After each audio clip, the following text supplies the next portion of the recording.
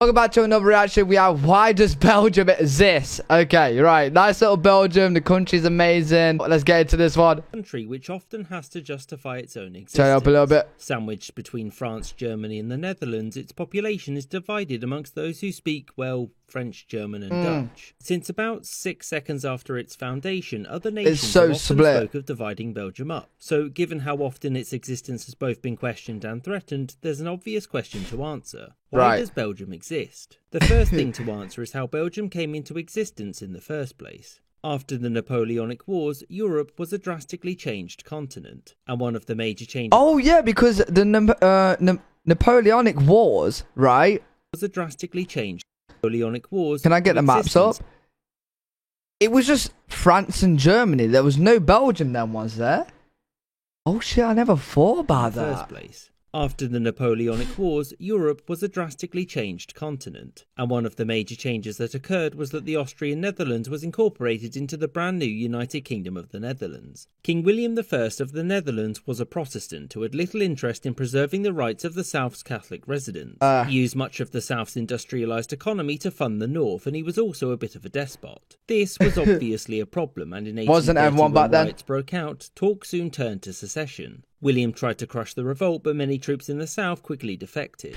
Imagine they just walk out in the fields with a little sign saying, "Go kill them." William needed help, and I can imagine it back in the day. Assistance. And the Great Powers did help, but they helped the South and recognised the new country's independence, and the new country was called Belgium. Recognition of independence was done on one condition. It had to be a monarchy, because none of that republicanism stuff, absolutely not. The Belgians would finally have a king that would represent them, a local, a Catholic, and a man who wouldn't try to expand the power of the monarchy and become a despot. Instead, they got Leopold I, a German-speaking Protestant who quickly expanded the power of the monarchy, but you know, 0 out of 3 isn't bad. Even with Leopold, Belgium had come out 0 out of 3 isn't bad. Given that at the London Conference, France had proposed that Belgium be divided between its neighbours. This was the Talleyrand plan and was rejected by the British because France can't have nice things had been British foreign policy for over 400 years at this point, and that wasn't going to change anytime soon.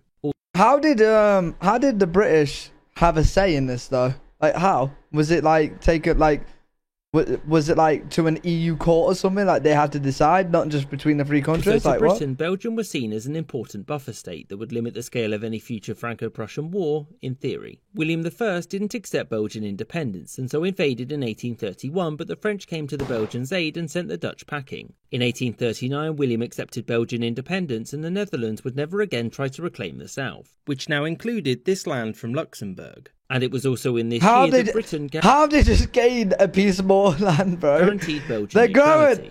Immediately after Belgium's formation, tensions arose between the Dutch-speaking population in the north, the Flemish, and the French-speaking southerners, the Walloons, whose language was the official language of the state. The initial hope was to get northerners over time to speak French, but fun fact, no. Tensions between the two groups would rise, but the threat to dissolve Belgium never went anywhere since both peoples largely saw unity within Belgium as better than the alternatives. So what about any future threats? Finding out why Belgium exists in the first place isn't the same as asking why it still exists. And the fledgling nation wasn't without its concerns. French and German leaders coveted parts of Belgium in the late 19th and early 20th centuries, but the British guarantee and a fear of upsetting the balance of power stopped any action. It wasn't until World War I that the second tangible threat to Belgium's existence occurred when German troops crossed into the country in order to get to France. Germany occupied most of the country, and after the war the plan was for these areas to be annexed into Germany, and these areas would become a rump state under a new monarchy. Towards the end of the war, Germany made a concession on these demands and would respect Belgian independence so long as it was split into two nations, the northern Flemish one being aligned with Germany, who would gain Antwerp.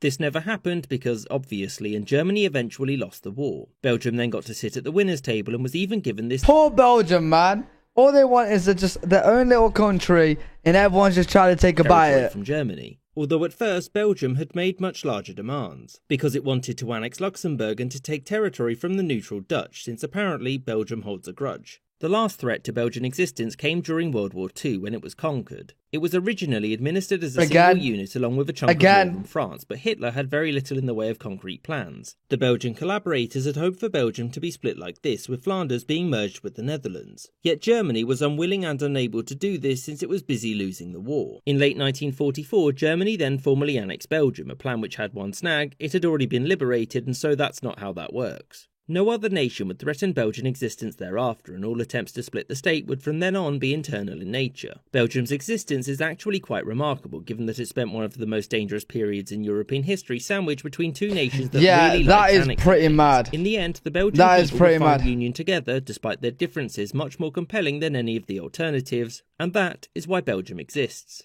I hope you enjoy. Really fun video from History Matters. Really enjoyed that one. Hopefully you guys did too. If you guys did enjoy it, make sure you do leave a thumbs up and make sure you do subscribe for more content, and I'll see you guys in the next video.